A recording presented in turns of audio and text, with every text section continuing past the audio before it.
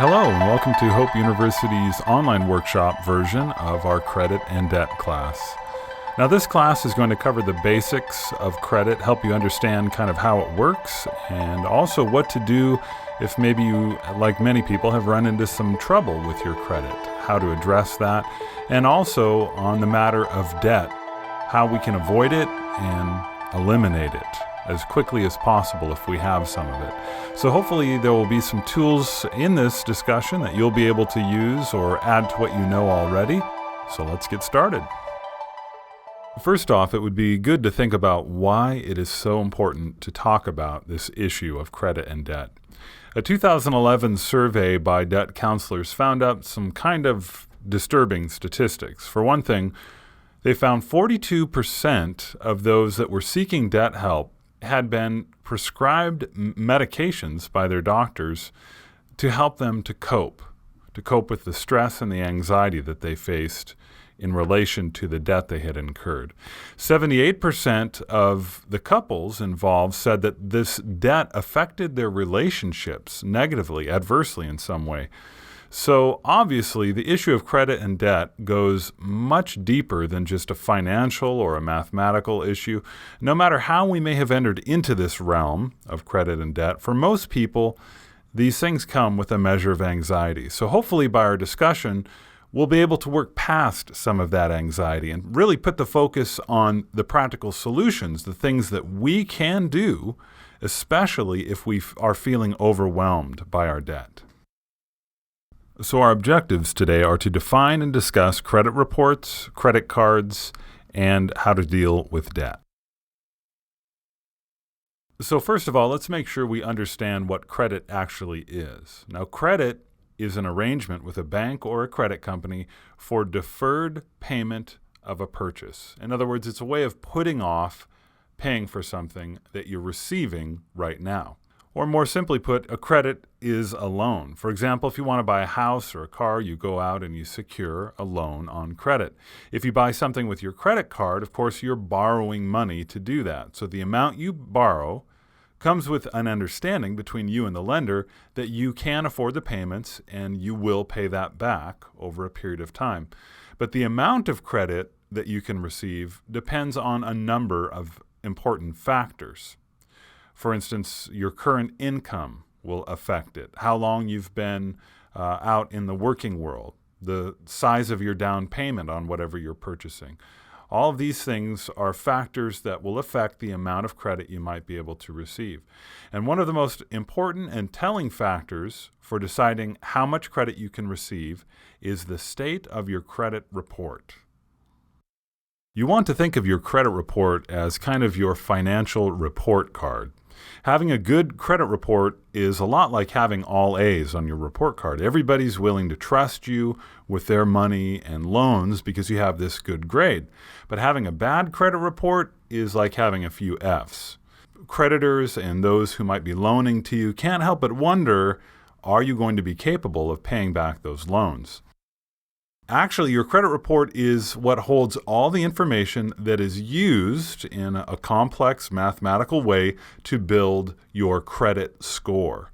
So when you hear those two terms, credit report and credit score, you want to mentally separate those two things. So think credit report, report card. It's made up of some details that give some grades for you. So it has a lot of personal information on it about you, but it also allows others like banks, landlords, and lenders to report on your financial and business dealings. So the more instances of positive reporting, like for instance, loans that have been paid in full, the more people may be willing to trust you with their money and their loans. On the other hand, more instances of negative information, like large unresolved debts or late payments, can result in people being less likely to trust you when it comes to their money. A few things a credit report tells lenders are these. For one, it shows personal information like your current and past addresses. It also shows all your public record information. So any financial judgments against you, like delinquencies, garnishments, repossessions, court orders, evictions, all those types of things that have been passed against you will show up here. And that kind of information can stay on that credit report for up to 7 years. Now, bankruptcies, on the other hand, may stay on your report for up to 10 years. There are two types of bankruptcies it's good to know about, a Chapter 13 and a Chapter 7. And just to confuse you a little more, the Chapter 13 lasts 7 years, and the Chapter 7 lasts 10 years on your credit report. And here's why. A Chapter 13 bankruptcy involves you repaying at least a portion of the debt that you've incurred. And for that reason, you get this break that it's 7 years on your credit report and not the full 10.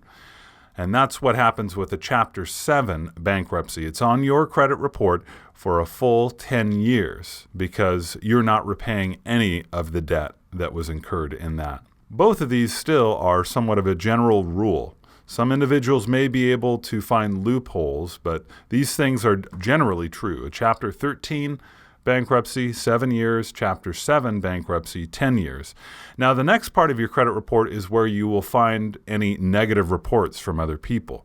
So accounts with businesses, banks, and credit card companies, they could show up here. Collection agencies that might have been assigned to you, or any outstanding unpaid debts along with late payment reports will appear in this section. A credit report will also show who has inquired about your credit in the past 2 years. So if you've gone around seeking a number of different loans, or if someone else has been inquiring about your credit, it will show up here. Now, there's kind of a downside associated to a person, especially themselves, going out and seeking multiple credit inquiries over an extended period of time, because statistical studies show multiple inquiries are associated with a high risk of default. And that's because so often a distressed borrower will run out and contact many different lenders hoping that they're going to find one who will approve them. And in the process, each one of those lenders will request your credit report, which will then be reflected in your report itself. So I'm sure that raises a lot of questions. I'll try to address some of those right away. For one, as a consumer, you don't need to be concerned about any inquiries that you make about your own credit report. That's not going to count against you, like ordering your own credit report from one of the major credit reporting agencies. Those self-inquiries do not affect your credit score, and neither do inquiries from your existing creditors or even potential employers. The only inquiries that will affect your credit score are those by new credit grantors that you have explicitly authorized to check your credit. So a question a lot of people wonder about is, what about all those promotional offers where clearly some company has looked at my credit report and they're saying I qualify for this loan or this bit of credit? Remember, promotional inquiries also do not count against your credit report. So don't worry about those either. But part of your credit report shows what companies you already have credit with and how much you owe. It shows your current debt, your payment history, and whether or not you pay your bills on time. Getting your credit report is as easy as going to annualcreditreport.com and following the on-screen instructions. But don't be fooled by other free credit report websites that ask you to join their monthly credit monitoring service or something like that. There is really only one free credit report service at present, and that is annualcreditreport.com. So you get one free report every year from each of the three main credit reporting agencies, Equifax, Experian, and TransUnion. So really that's three, because you get one each from each of those credit reporting companies. It's good to review your credit report on a yearly basis to make sure there are no errors in it. And if you think there is an error on your credit report, you can write a letter to the credit reporting agency, or you can dispute it online. Now remember, there's no way to get accurate information off of your credit report. So besides the free report, you can also call or visit each one of the three major credit reporting agencies. And again, those are Experian, TransUnion, and Equifax. A CBS report in 2009 uncovered some very alarming facts. They discovered that about 79% of all credit reports contained some type of error, and about 25% contained such serious errors that those individuals could be denied credit. So what types of errors are we talking about? Well, here's a few more statistics for you. 54% contained inaccurate personal information. So things like misspelled names, wrong social security numbers, inaccurate birth dates, inaccurate information about a spouse, or maybe even an out-of-date address. For example, one credit report listed a man's business partner as his spouse. 30% listed closed accounts as open, for example, listing a student loan that was paid off years ago as still outstanding. And another report listed several credit cards, a mortgage, and an auto loan all as open, even though they had been closed some time before. 22% of reports had the same mortgage or loan listed twice. So that mistake often occurs when loans are serviced or sold to a debt company. 8% of reports simply didn't list major credit, loan, mortgage, or other accounts that could be used to demonstrate the creditworthiness of a consumer. So these errors can create the appearance of a consumer having too much credit available, or being overextended, or just not being a responsible payer of his or her obligations. So when reviewing your report, it's important to check all these areas very carefully for any information that may be inaccurate. And what kinds of things should you be looking for? Well, for one, look for duplicate inquiries and account information. Are there things that have been doubled up? Check, two, for inquiries that you didn't authorize, unsolicited inquiries. Remember that inquiries that are done for promotional purposes don't count. Those do not affect your credit score, so you don't need to be particularly concerned about them. Also look for information that should have aged off or disappeared because of the passing of a certain amount of time. So inquiries, those should last about 2.5 years. Delinquencies, garnishments, repossessions, court orders, evictions, missed child support payments, those types of things should last no longer than 7 years. And bankruptcies, again, about 10 years, like we talked about before, depending on the type of bankruptcy it is, either 7 or 10 years. Now, if you find any incorrect information on your credit report, you need to contact the credit report agency that has that false information and dispute that with them. That can be done pretty easily online, and the agency will review the dispute and respond. You'll also receive another copy of your report. You should get an accurate copy of your report. But keep in mind, once may not be enough. The following year, a reporting company might mistakenly put back on your report the very mistake that you had removed. So it takes some diligence to stay on top of these errors. So what should you do if you feel your report needs some help? Well, it is important to note that any information that's verified as accurate cannot be removed from your credit report. So there's nothing you can do about things that are accurate. However, it is possible to submit a 100-word consumer statement, it's called, to your credit file that explains why it might look the way it does. This is free and relatively easy to do. You can find examples of how to do this just by looking online. And we here at Hope Source have some resources that can help you. However, it is wise to send that letter as registered or certified mail to make sure that it got through. So let's say you had a crisis in your life or some unforeseen circumstances. I remember we had one student who experienced an aneurysm just while talking on the phone. And he wakes up in the hospital 3 months later, finding out he's a ward of the state. These types of things could really affect an individual's credit rating if there were bills that weren't getting paid and so forth. But they may bear a good 100-word consumer statement to explain the circumstances that happen. Now, if you have poor credit, you might also consider requesting maybe a written recommendation from any good creditors that you are in good standing with, or the phone company, your utility company, or maybe a landlord that you have a good relationship with, individuals who can vouch for you that you are a responsible, upstanding citizen.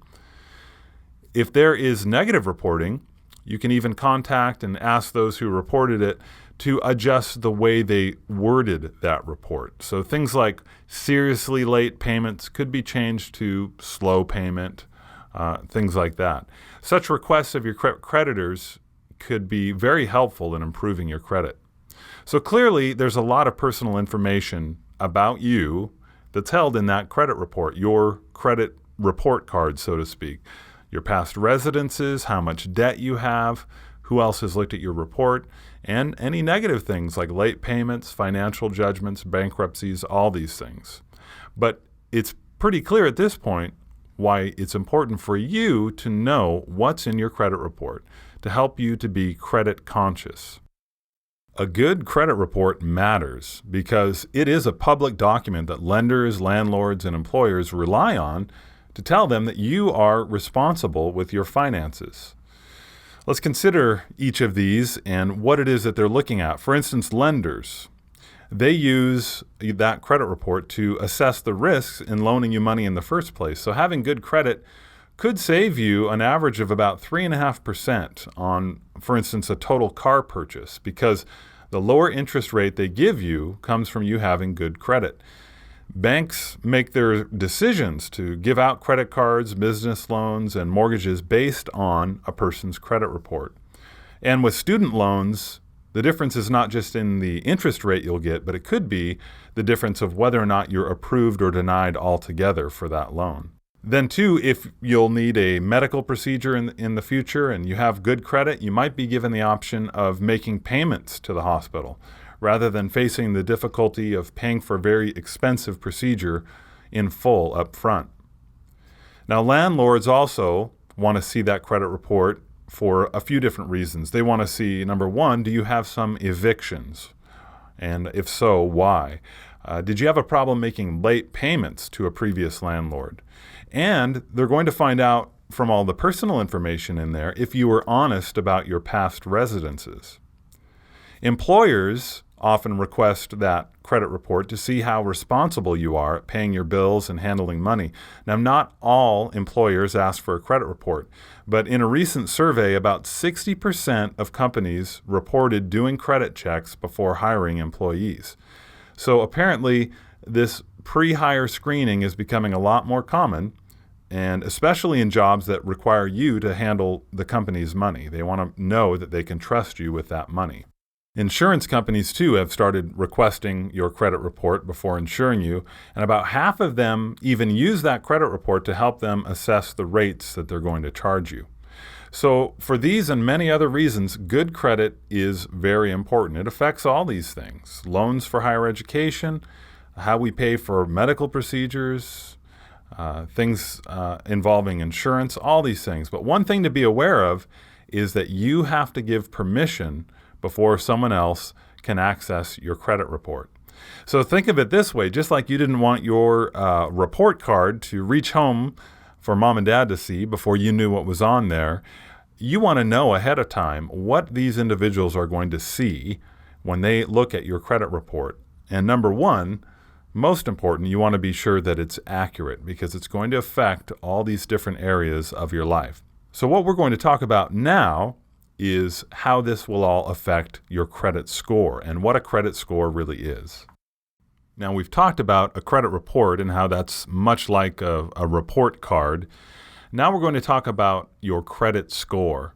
And in that illustration, we'll see how your credit score is a lot like your overall grade point average that's gleaned from your report card. A credit score is a complex mathematical model that evaluates many types of information in a credit file. That credit score is used by lenders to help them determine whether a person qualifies for a particular credit card, a loan, or service, and what type of rates they'll get. Most credit scores estimate the risk a company incurs if they lend a person money or provide them with a service. More specifically, that means what is the likelihood that this person with this credit score is going to make payments on time in the next 2 to 3 years. So generally, the higher the score, the less risk the person represents and the more attractive you are to that lender. Getting your credit score is not a free service. You can purchase a credit score by contacting one of the nationwide consumer credit reporting companies. Now, scores range from about 300, which is a very low end, to up to around 900. And the average score is 723. So we have a little pie graph here that kind of shows you the different components in that mathematical model, kind of stripped down and simplified, that make up what becomes your credit score and how important different parts are. Obviously, very important is what is your past payment history. Have you paid things? Have you paid them on time? That makes up about 35% of your final score. Outstanding debt makes up another 30%.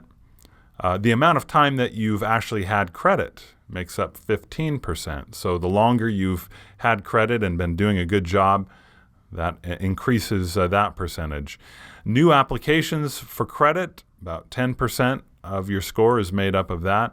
And the types of credit affect the other 10%. So all these things, again, are combined in a black box that most of us don't understand to come up with this complex mathematical model that finally spits out a credit score that judges us worthy or unworthy of being lended money.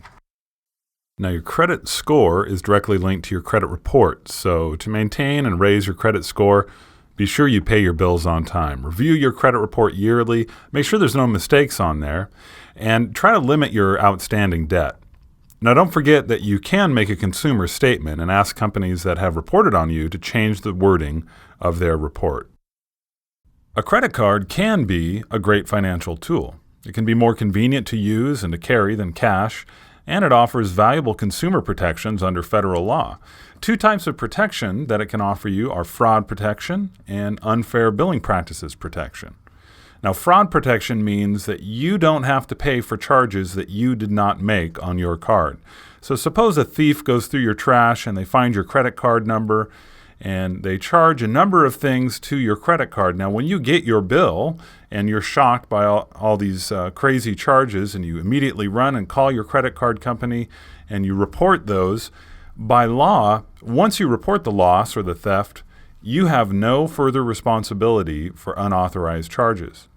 In any event, your maximum liability under federal law is $50 per card. Protection against unfair billing practices means that if you purchased an item online with your credit card and 6 weeks later the item has not arrived yet, but the charge shows up on your card, you can get the charges removed. The Fair Credit Billing Act offers protection and procedures for consumers so they don't have to pay for merchandise they ordered but never received.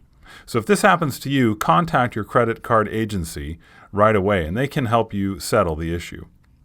Owning and using a credit card can be a big responsibility. If you don't use it carefully, you can end up owing more than you can repay, and in turn damage your credit rating and create credit problems for yourself that can be difficult to fix. Now, if you're at least 18 years old and have a regular source of income, chances are your mail is already filling up with offers from credit card issuers like Visa and MasterCard. And if you're older than 18, chances are you likely have a credit card or two or more in your wallet or purse. Or maybe you've chosen to steer clear of credit cards altogether. And if so, very good for you. But either way, it's important to know how they work and some cautions that go along with them. So we'll discuss and learn some information that might help you better understand the credit card system and how to use your credit card responsibly.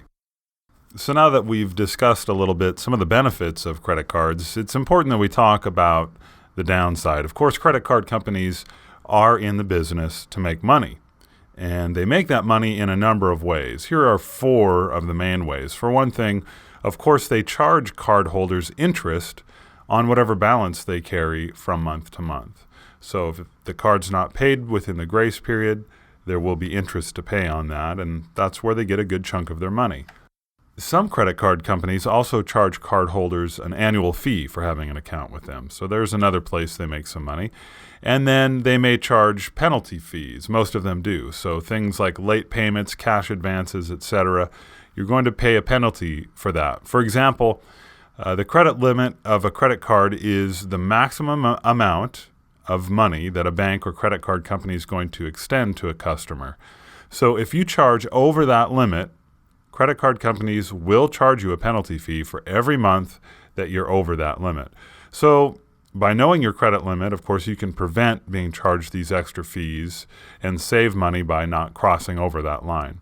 And then a fourth way that credit card companies make money is by charging stores a usage fee for every sale that a credit card is used for to pay for a purchase. Credit cards are a service just like a restaurant or an insurance agency, and you are paying for that service. It's vital that you understand how your credit cards work and that you get the high-quality service that you deserve if you're involved with a credit card company. So let's look at some things that you should know about credit cards. So there are 5 main things that you should always be aware of and consider about a credit card before you get involved with or use one. Number 1, your interest rate. We want to understand what that is, the rate at which you'll be charged interest on outstanding balance. Number 2, the grace period. We're going to talk quite a bit about what that is and how it can benefit you. Number 3, how the minimum payment works and how that's calculated. Number 4, APR, or annual percentage rate, what that is and how that differs from your interest rate. And finally, number 5, the fees and charges that will be applied to your credit card either on a yearly basis or when you go over the limit or even if you lose your card.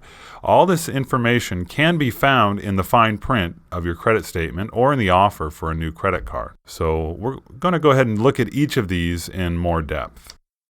The term interest gets thrown around a lot, so certainly we've all heard of it before, but it's important to know precisely what interest is and how it works, because it's one of the biggest ways credit card companies make their money.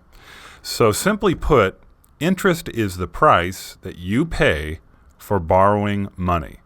So if you carry a balance from month to month, it's a percentage of the balance that you carry. In other words, if you owe more money than you can pay off at the end of the month, then you will be charged interest for it.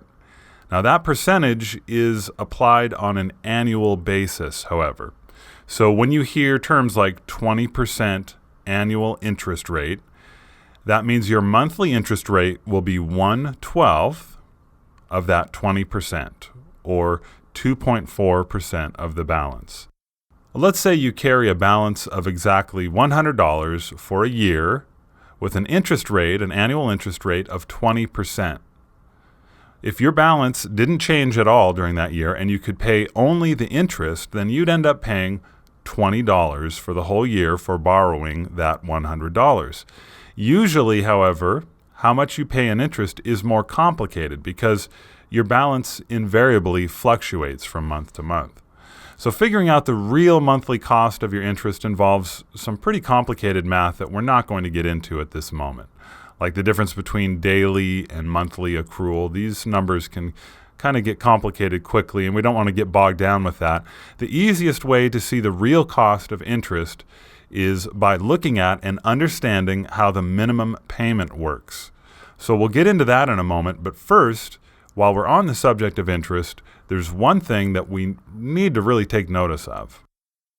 So what we'll look at now is the grace period. And the reason understanding the grace period is so important is that it allows you to avoid paying interest on the purchases you make with your credit card. And that makes using the grace period really the best or the ideal way to use a credit card because you get all the benefits without any of the negative things like interest charges and so forth. So with your credit card, the charges that you make run on what's called a billing cycle.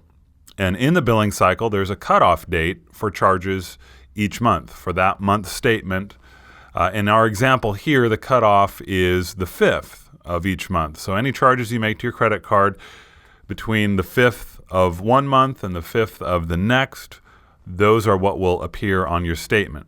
So at this point, imagine that on the 5th of the month shown here, you've made some charges to your card and they total $150. Now this is your balance. So if you make the minimum required payment, then you are going to be charged interest on the rest. But if you pay in full the whole $150 during the time between the cutoff date and the payment due date, the time that's covered here in our illustration by the arrow, then you're not going to be charged any interest for the purchases in that billing cycle. So it is a pretty good deal. If you pay in full every month, then you get all the advantages, the protections that are involved in using a credit card, maybe even certain rewards, without paying for it the way a lot of people do. Nevertheless, it is important to understand how interest works, and each different credit card will have its own interest rate, and these can vary considerably. In this activity, we're going to see a visual aid to help us understand the most basic principle that interest operates on. In order to calculate the interest over a year, we will multiply the interest rate by the balance. So interest rate times balance equals total interest. So if your credit card has, again, an interest rate of 20%, and let's say you purchase a new computer for $500, then what would be the interest owed for 1 year? The interest owed would be $100. The interest rate of 20% times the balance of $500.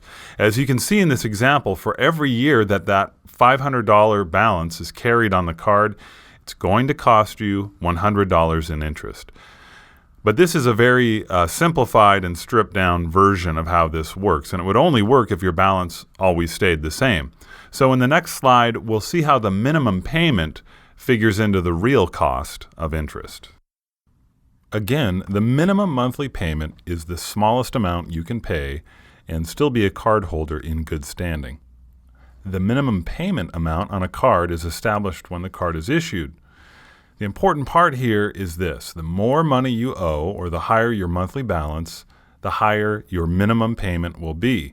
And this is because most credit cards use a percentage of the owed balance to figure out what they're going to have the minimum payment be for you. For instance, they might use the interest plus 1% of the balance, or sometimes just 3% of the balance. While making only the minimum payment might be convenient and very seductive to you if your budget is very tight, in the long run, it can cost you a lot more in interest. So going back to the balance that we have of $500 from our new computer, your minimum payment at 3% of the balance would be, again, $15. Now, if you only made the minimum payment, it would take you 4 years to pay off that balance. And in that process, you would end up paying another $235 in interest. But if you doubled the minimum payment and instead chose to pay $30 a month, then you would pay that $500 off in 1 year and 8 months, paying only $91 in interest. So right away, we see the benefit of paying some extra on that minimum amount. Of course, a lot of people in the United States wish that their credit card balance was only around $500. Generally, credit card balances are much higher than that. So in our example, let's kick it up a notch and use a balance of $1,000. Now with that balance, your minimum payment is likely to be about $30. And that is going to take you 8 years to pay it off if you're just paying the minimum balance. And in that process, you'll be paying another $860 in interest. Now watch the dramatic effect of adding just $15 more to the minimum payment. So we're not doubling it this time. We're just adding $15 more to that minimum payment of $30, turning it into a $45 a month payment. And now it takes you just 2 years and 4 months to pay off, costing only $260 in interest. The point is pretty clear, isn't it? Anything that you can pay beyond the minimum can help you drastically down the road, because paying the minimum means that you're barely paying more than the interest. And that's what the credit card company wants you to do, so that they have you in servitude as long as possible. And it just takes so long, costs so much to pay only the minimum. The point cannot be emphasized enough. Pay more than the minimum. There are some wonderful tools online to help you figure out how long it will take to pay off your credit card debt. You can go to www.bankrate.com, and there is a minimum payment calculator there that you can find, or just put minimum payment calculator into any search engine, and you will likely find a program that can help you to do this. A payment calculator can help you see how long it's going to take you to pay off your own credit cards if you only continue to make that minimum payment. Even better, though, is to pay off the entire balance every month during the grace period so that you can avoid paying any interest fees whatsoever. The bottom line is making just the minimum payment is the most expensive way to pay off your balance. So the more you pay each month, the less time it's going to take you to pay off the debt and the less interest it's going to cost you. So whenever you hear talk about credit cards, you're generally going to hear the term annual percentage rate being thrown around. Annual percentage rate, or APR, is a number that's generated from, again, a set mathematical formula, and it means the same thing to all credit card companies. The purpose of the APR is to let you compare loans or credit card offers and make an informed decision on which offer you want to accept. So APR is the interest rate of the card, and it's adjusted to reflect any additional fees along with that card. So if a credit card offer has an interest rate of 15% with no activation fees, no yearly usage fees, no other hidden constant fees, then the APR of the card is simply 15%, the same as the interest rate. But if the card has any annual service fees, then the APR is adjusted to reflect those fees so that you can see that all compiled in one number. Now, as was mentioned earlier, the purpose of the APR is to let you compare offers from different companies. So a number of credit cards can have the same interest rate, but that does not mean that they will have the same APR. And think about that. Why is that? Well, of course, when a card has a yearly fee, that extra cost has to be reflected in the APR so that the customer is aware up front that there is a yearly cost for owning the card. Now, suppose you have two similar credit card offers and both have a $2,000 line of credit with a 15% interest rate. So how do you pick which one is the better deal? Well, that's where APR rate comparison comes in and can be very helpful. You notice that offer A has no annual fee, but offer B does charge an annual fee of $60. So this would be reflected in the APR like this. The APR on offer A would be just a flat 15%, the same as the interest rate, because there are no other fees. The APR on offer B has to reflect that $60 annual fee. So that APR would be 20% in order to reflect the interest rate and the additional yearly fee. So in this example, it's pretty easy to see that the better deal is offer 1 because it has a 15% APR, no annual fee. So the point of APR is to equalize the way credit companies advertise to you, the consumer. Credit card companies are all required to use the APR formula thanks to the Truth in Lending Act. And this was a federal law designed to protect consumers in credit transactions because all these things they know can get so confusing and mathematical that people can kind of lose track of what is really happening with their money. So this law requires the clear disclosure of key terms in the lending arrangement and in all costs. So these things aren't just hidden in the fine print. The last bit you need to know about APR is that there are still two types, fixed and variable. So with a fixed rate APR, that means that the rate is locked in at a set number, and that number will not change without notification to you.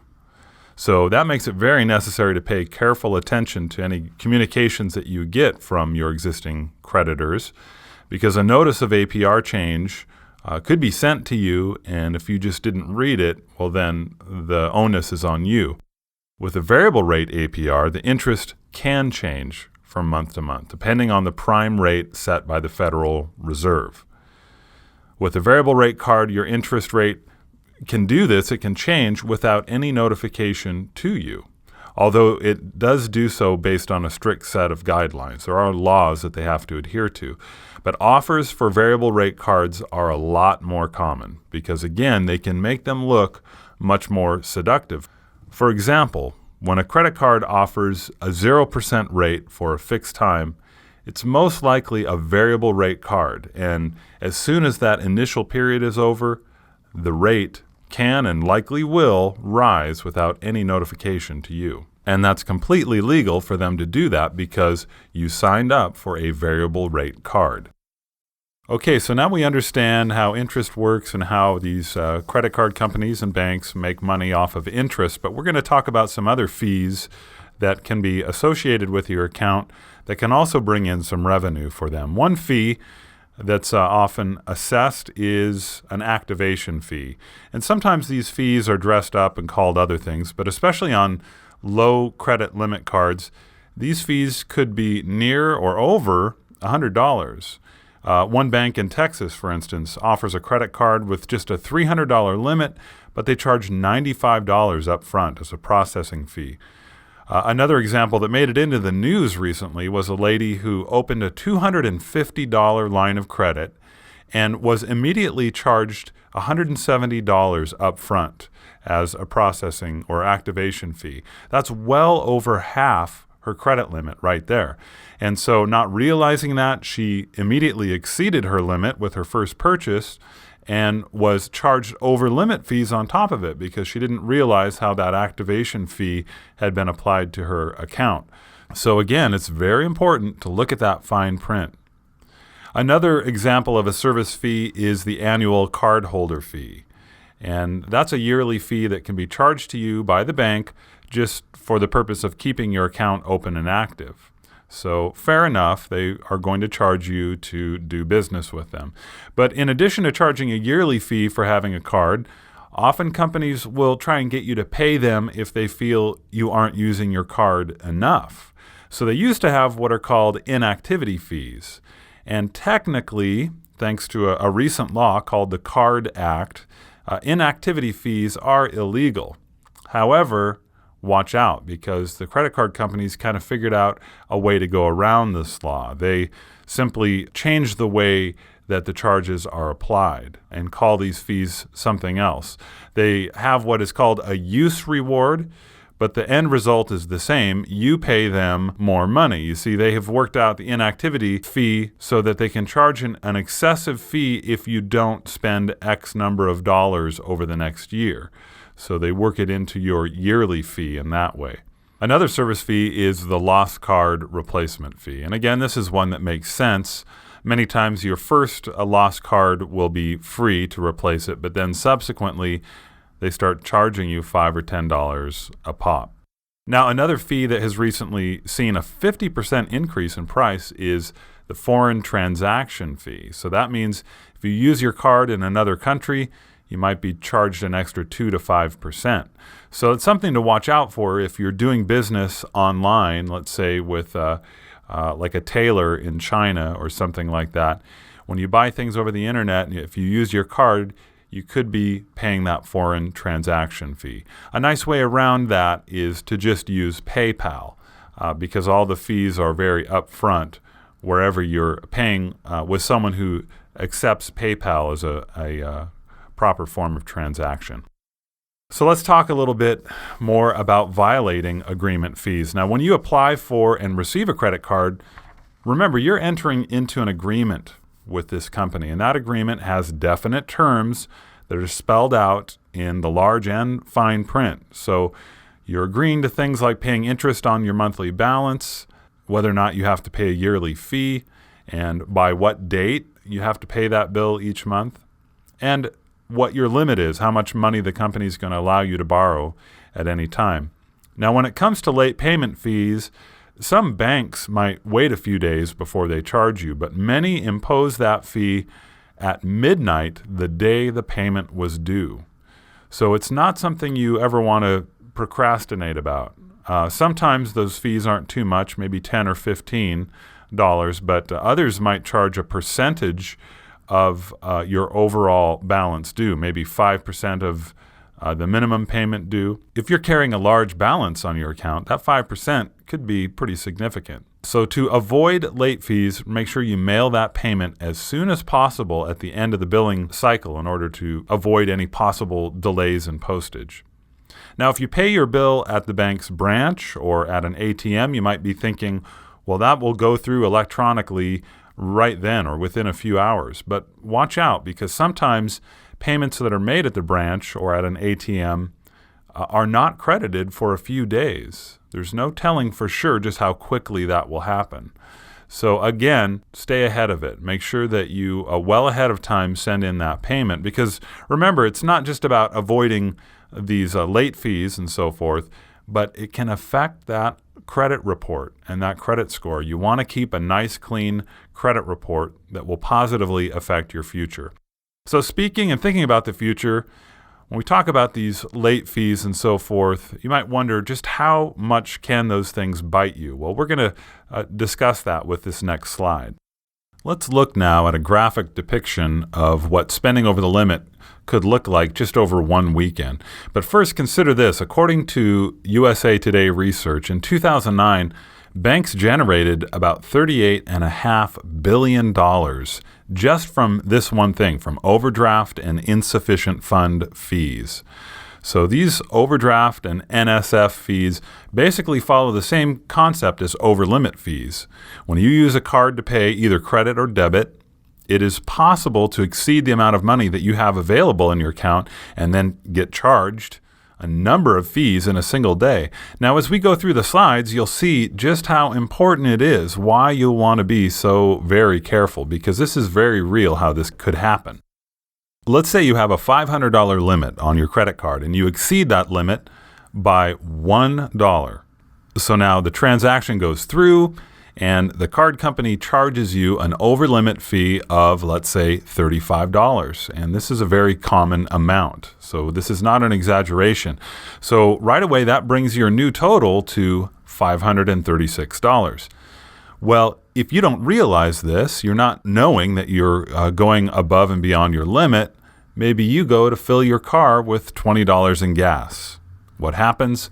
You get another over-limit fee of $35, a fine how do you do. That brings your total to $591. Then, still not realizing it, maybe a little later in the day, you decide to buy a $5 lunch, maybe a $5 footlong at Subway, and you get another $35 fee. And this brings your total now to $631. So you see how quickly the fees can begin to add up for only 3 transactions that in actuality originally only totaled $26 in purchases. You could end up being charged $105 in fees before you even realize it. Now you might ask, why don't issuers just decline these charges that push people over the limit? Well, it's not always that simple. Some people knowingly go over the limit for convenience reasons.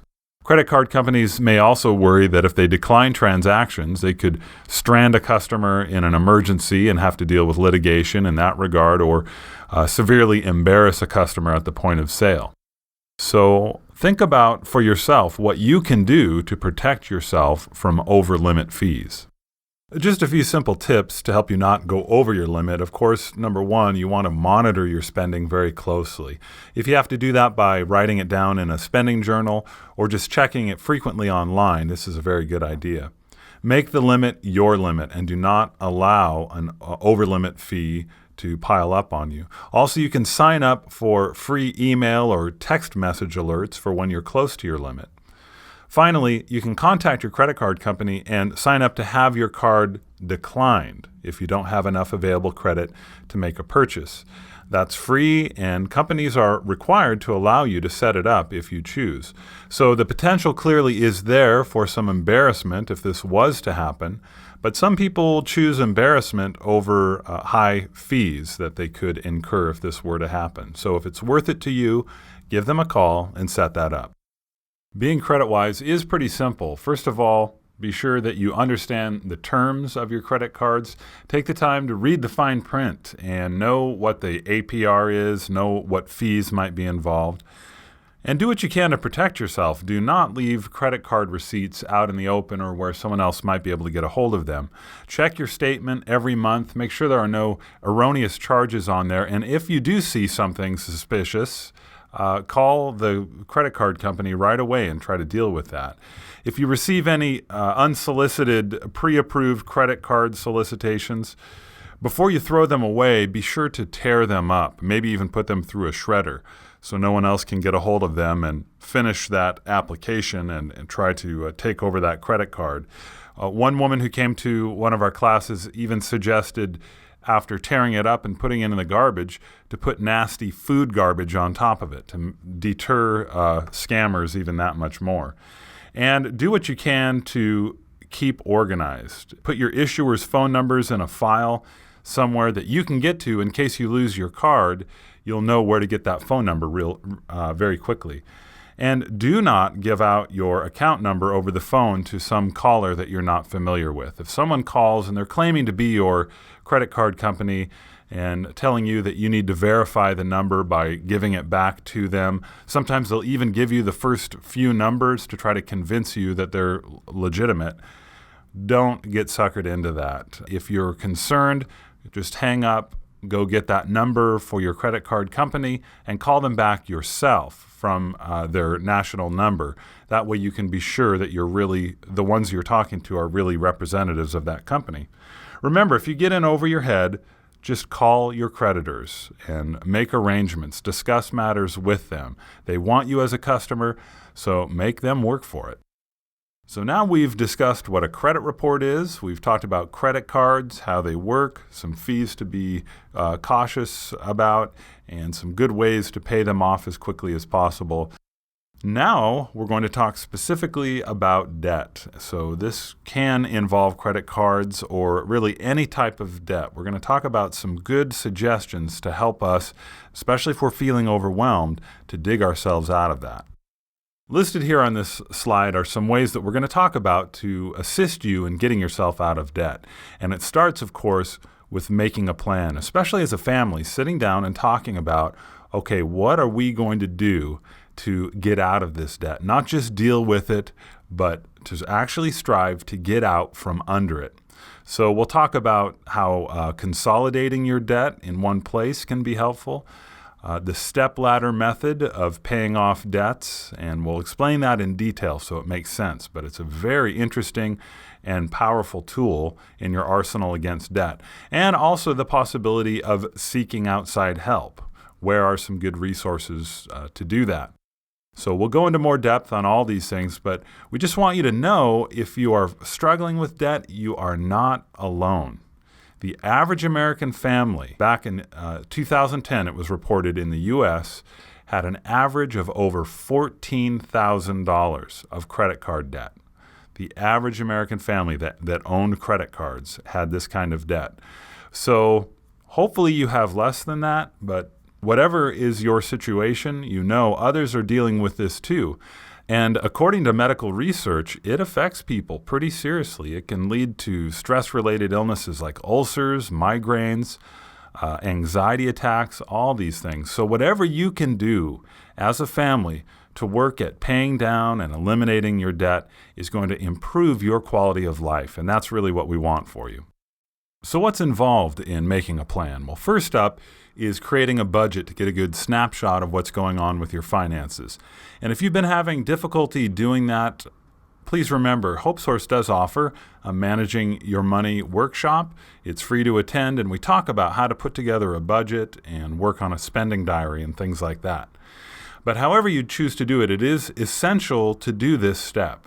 Make a budget, figure out where the money is going, and are there some places where you could really be saving a little bit more money to put toward paying off your debts. Now next, once you've seen what's coming in, what's going out, break the habit of just paying only the minimum required each month and try to pay as much as you can. Now paying the minimum only prolongs the amount of time that you carry a balance, and it means more money is being paid to the banks in interest. So if your minimum payment is $100 and you can only pay $105, do it. That extra $5 does add up over time. Now, when you're on a tight budget, you might wonder, where am I going to get this extra money? But consider this. These following things are worth about $15. One latte per week for a month. That's just one. One pizza. 2 meals at a fast food restaurant for one person, 1 shoe, or 1 soda refill from a mini mart every other day for a month. So these kinds of little things that become habits, or what we call spending leaks in our Managing Your Money class. So making just a few sacrifices like these, you will find the extra dollars you need to increase your debt repayments dramatically. $1 here, $5 there, putting that toward your credit card payment, you can do a lot of damage to annihilate that debt that might have built up. So think of it that way. You're going to attack that debt, and you're going to do whatever it takes to do so. Now let's talk for a moment about the possibility of consolidating your debt. This starts many times with taking just a hard, long look at your credit cards and paying particular attention to which one has the lowest interest rate. Have you reached the maximum limit on that lowest interest rate card? If you haven't, could you transfer a higher interest rate bill to the one with a lower interest rate? By doing that, consolidating your debt on one low interest rate card can be beneficial to you because it means fewer accounts to pay and less money being spent on interest fees, of course. So that can be a fairly simple process, doing a balance transfer. In order to transfer a balance, you have to contact your credit company and request it. And they may send you what is called a balance transfer check, which you then use to pay off the higher interest rate card. But be aware, there will almost always be a fee for this transfer. Often the fee equals about 3% of the amount being transferred. So be careful, do your math, plan it out, make sure that it doesn't prove more expensive for you to do a balance transfer. There are a lot of ins and outs to doing this, so do your research. We don't have time to cover all the details about it in this discussion, but be aware it is a possibility and it can save you money if it's done right. One particular way that can be very effective if you are very organized, you're good with the calendar, and you're good at reading all the fine print, is when you receive, let's say, a promotional offer for a new card, and it offers, let's say, 1 year of zero interest. That might be a good time to do a balance transfer.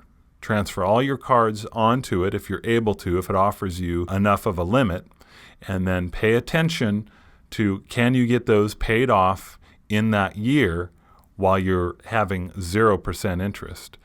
This has been a very successful way to tackle debt for some people. So again, do the math when considering that. Now, during this whole process, you might have the opportunity to just communicate with your creditors about your situation, and you might be very surprised at what your present creditors are willing to do to just keep you as a customer. Remember, it costs 5 times more money to find a new customer than to keep an existing one. Also, most creditors would much rather make a few concessions, maybe on the interest rate or something else, before they have to take a complete loss by having a customer declare bankruptcy. So get into the discussion with them. Even if you can't make a balance transfer or one of these other things, try talking to your creditors and see if there is anything they can do to help you make your payments, because that's what they want too. Another important thing you can do if your entire balance is just too large to fit on one low interest card is to use what we call the stepladder method to pay off your debts.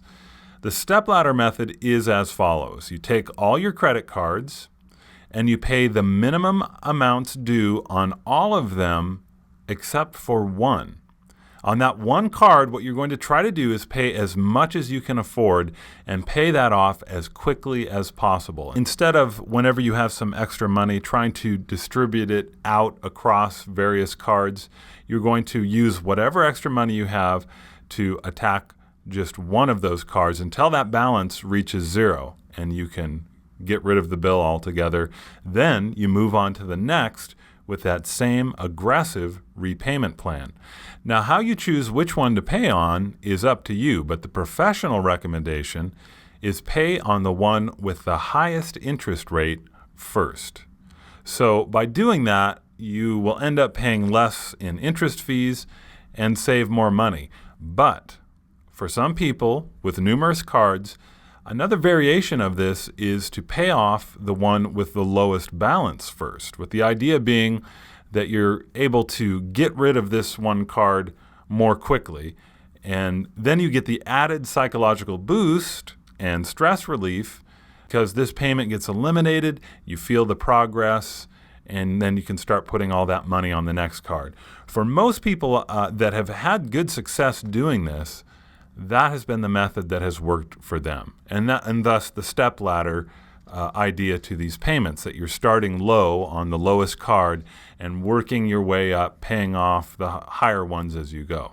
So if this is a little confusing, don't worry. We're going to help you visualize how this process works by going through an example of how step-laddering your debt payments can work for you. So here you see an example of someone who's pretty stressed out. They have several debts, 4 to be specific. Those debts total $8,250, and they only have what looks like not a lot of money to pay these off with. Now, in this example, we're unable to consolidate or transfer the balances, so the minimum payments, just the minimum, adds up to $401 every month. So indeed, standing at the bottom of the ladder and looking up can be pretty intimidating. But take a moment to examine the current financial standing of this individual. You'll notice that they were able to make some adjustments, maybe make a few small sacrifices in their monthly spending, and they were able to come up with an extra $100 out of their budget to help pay off this debt. Doesn't seem like much, but it is amazing the difference this can make. Now just watch as our imaginary friend climbs out of debt. You'll notice in this slide that the extra $100 is applied to the card at the bottom rung, the lowest balance in month 1. So that's credit card number 1, and they're going to add $100 to the $25 that they had to pay, while the rest are just being paid at their minimum. Now, in our next slide, after just 2 months, we see that credit card 1 has been completely paid off, and our fictional person has made it up 1 rung on the ladder, and this feels good. Now, what happens to the leftover money from that minimum payment? Well, it's added right on to credit card number 2's payment. And it's important to point out here that this system, what they're doing, really only works if the debtor, the one who owes the money, does not increase the balances of any of his or her debts. So our exemplary fictional person here is continuing to make some small sacrifices to pay off the debt and apply any extra cash to debt repayment. As we'll see on the next slide, because of this, they make some good advancement. Now another 3 months have gone by, and all the credit card debt is gone. Interestingly, even though the majority of the debt is still there, we can rightly feel that we're halfway up the ladder. But we haven't stopped moving the extra cash onto the next debt. In only 5 months, we've reduced our debt to $5,750, and we have another $51 to pay against that debt from the minimums of the credit card payments. We now add that to our original $100 that we're using to pay off the car payment, and now here we are at month 11. Here's what the third rung of our ladder looks like. 3 major debts have been erased. The $201 that was being paid to them is now aggressively added to the extra $100 and the $200 minimum of the last and biggest of the 3, putting our debt repayment power at a total of $501. So it's easy to see how this type of repayment plan really gains speed and momentum with the elimination of each consecutive debt. Or in other words, you could say climbing the ladder gets easier with each rung.